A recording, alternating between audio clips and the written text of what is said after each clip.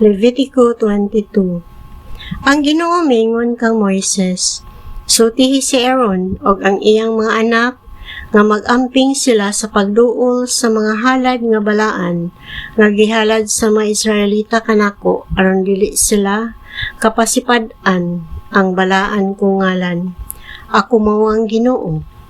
Ingna sila nga bisan kinsa sa inyong mga kaliwat nga moduol sa mga balaang butang nga gihalad sa mga Israelita kanako samtang siya hugaw pa, hinginlan siya gikan sa akong atubangan.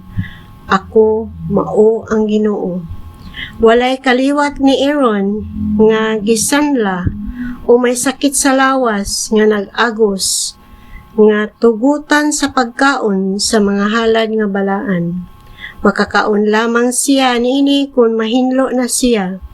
Bisan kinsang paria, mahugaw, kung makahikap siya bisan unsang mahugaw, pinaagi sa paghikap ug minatay, o kung giagasan siya sa iyang binhi, o makahikap sa bisan unsang nagkamang sa yuta nga maoy makapahugaw kaniya, o makahikap og taong nahugaw sa bisan unsang matang sa kahugaw.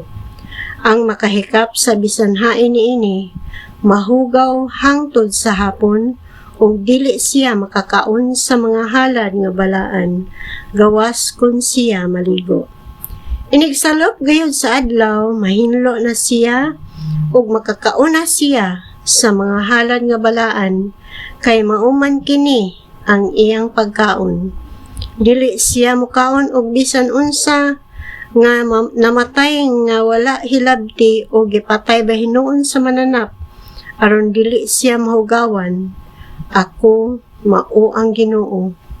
Tumanon gayud nila ang akong sugo aron dili sila makasala o mga matay tungod sa pagsupak nila niini. Ako mao ang Ginoo nga nagbalaan kanila. Dili makakaon sa halad nga balaan ang dili sakop sa panimalay sa pari. Dili usab makakaon niini ang bisita sa pari o ang iyang sinuhulang sulugoon. Apan makakaon sa iyang pagkaon ang ulipon nga iyang pinalit ingon man kadtong nangapaw sa iyang panimalay. Dili makakaon sa mga halad nga balaan ang anak nga babayi sa pari nga naminyog dili pari. Apan kun biyuda na siya o magkabulag bahinuon siya ug ang iyang bana ug wala siya anak, unya motipon siya pagpuyo sa iyang amahan, makakaon siya sa pagkaon sa iyang amahan. Apan dili mahimo nga mukaon niini ang dili sakop sa panimalay sa pari. Kung may tawo nga makakaon sa mga pagkaon nga hinalad, apan wala siya masayod nga balaan day kadto, ulian niya ang pari sa iyang nakaon ug pakapinan niya og usa ka 5 ka bahin sa bili niini. Kinahanglan dili pasipad-an sa mga pari ang mga balaang butang nga gihalad sa mga Israelita ngadto sa Ginoo aron dili sila makasala ug masilutan tungod sa ilang pagkaon sa mga butang nga hinalad. Ako mao ang Ginoo nga nagbalaan kanila. Ang Ginoo mingon usab kang Moises, sutihi si Aaron ug ang iyang mga anak ingon man ang tanang mga Israelita nga kung ang usa ka Israelita o langyaw nga nagpuyo sa Israel maghalad og halad nga sunugon ngadto sa Ginoo agig pagtuman sa usa ka panaad o kinabubuton nga halad bahinuon, kinahanglan ang ihalad niya usa ka laking baka o karnero o kanding nga walay tatsa aron madawat ang iyang halad. Ayaw ka mo paghalad og may tatsa kay dili ko kini dawaton. Kung may maghalad usab og baka o karnero ingon nga halad sa pakigdait ngadto sa Ginoo aron pagtuman sa usa ka panaad o kinabubuton nga halad bahinuon, kinahanglan nga wala kini tatsa ug buling aron ako kining dawaton. ayaw ipahalad ngadto sa Ginoo o ipabutang sa halaran ingon nga halad nga sunugon ang hayop nga buta, tiang, pungkol, may samad nga nag-agos o nukaon. Mahimo nilang ihalad ingon nga kinabubuton, nga halad og usa ka laki nga baka o nating karnero, nga ang usa ka bahin sa lawas niini taas o mubo, apan dili kini madawat kung ihalad aron pagtuman sa usa ka panaan.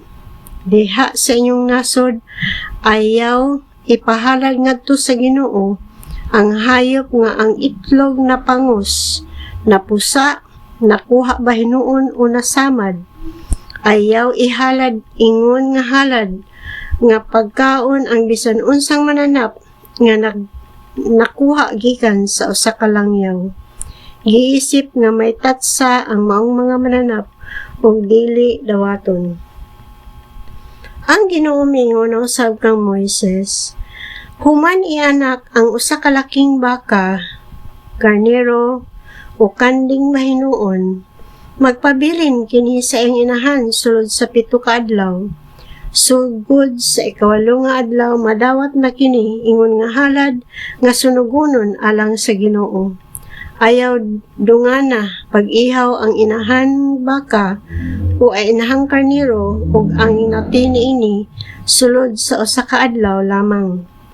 Kung maghalad ka og halad sa pasalamat ngadto sa Ginoo, ihalad kini sa paagi nga kahimut-an katungod sa maong halad. Kinahanglan nga kanon kini ni ana gayong adlaw sa paghalad niini ug ayaw pagsalin ini hangtod sa pagkabuntag. Ako mao ang Ginoo. Matngunihang og tumana ang ako mga sugo. Ako mao ang Ginoo. Ayaw pasipad-i. Ang balaan ko ngalan o kinahanglan nga iluhon ako nga balaan sa mga Israelita. Ako mao ang Ginoo nga nagbalaan kaninyo o nagkuha kaninyo sa Ehipto aron ako mahimong inyong Dios. Ako mao ang Ginoo.